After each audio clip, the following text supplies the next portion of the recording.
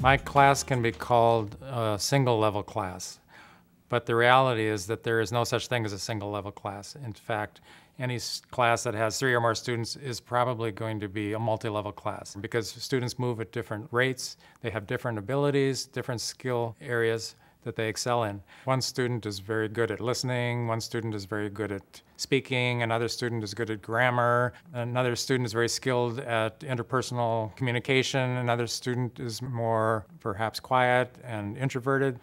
A lot of teachers are challenged with the fact that their students are actually at different levels, even though it might be considered a single level class.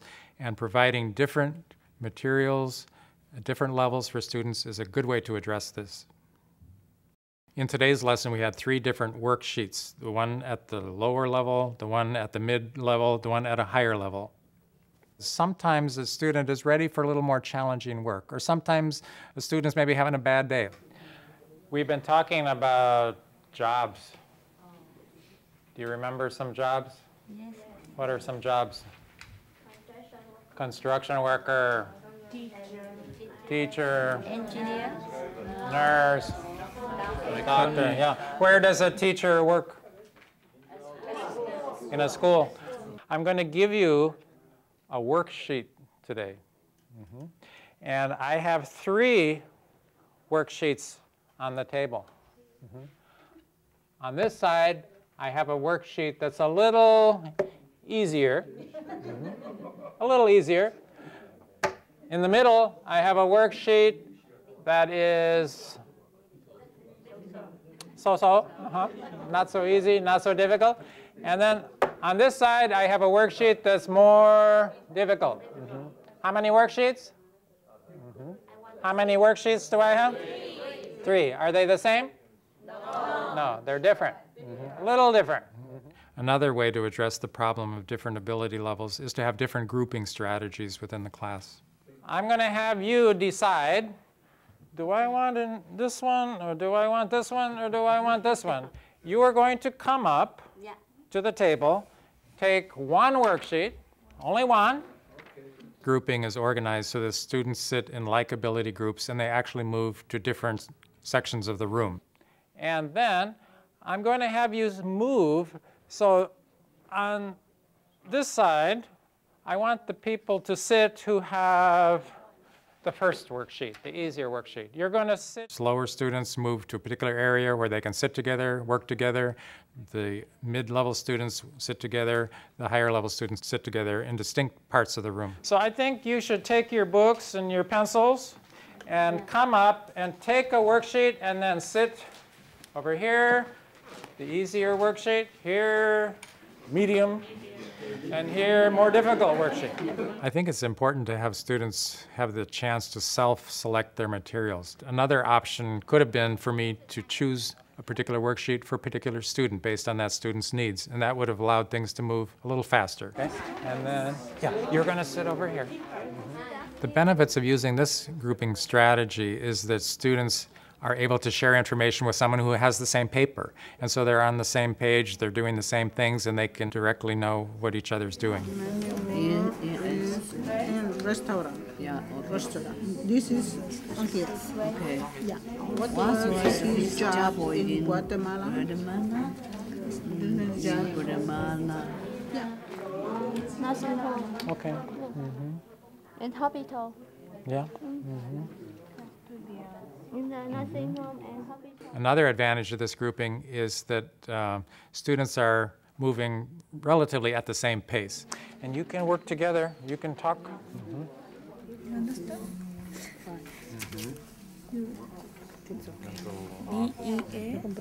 B-E-A-U-T-Y. Okay. Ersa. No. Drive. Oh, Drive. Driver, yeah.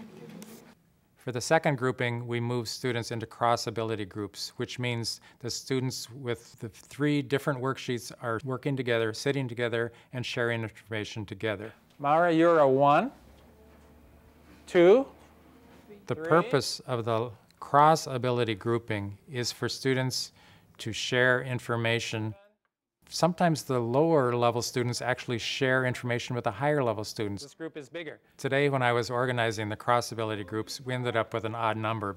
Actually, it's very rare that we have class dividing into thirds perfectly. So it's very easy then to take those extra people and to move them into groups where maybe there will be 4 working together.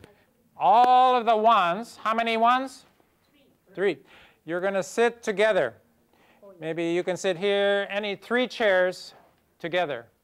And wait just a minute. Before you move, you're going to sit together and you're going to share your papers and share your answers.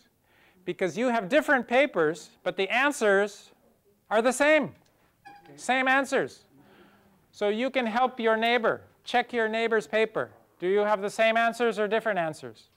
Okay, number 1s, sit together. Number 2s, sit together. Number 3s, sit together. Are you ready? Okay, you can move.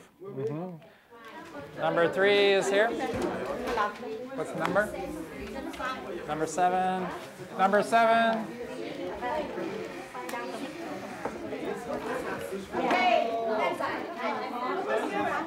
Seven. 7? Number 7 here. Where does factory worker? Has the work in In the factory. Barcelona. Where does dentist assistant worker? In a dental office. Dentist now. Where? Question, circle answer. Circle answer. No? This is match the question with the answer. Different the question. You answer the question. Okay? Where does pharmacy work?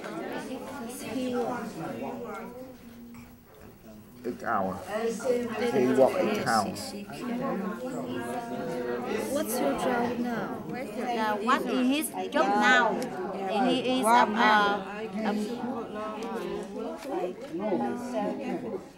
waiter.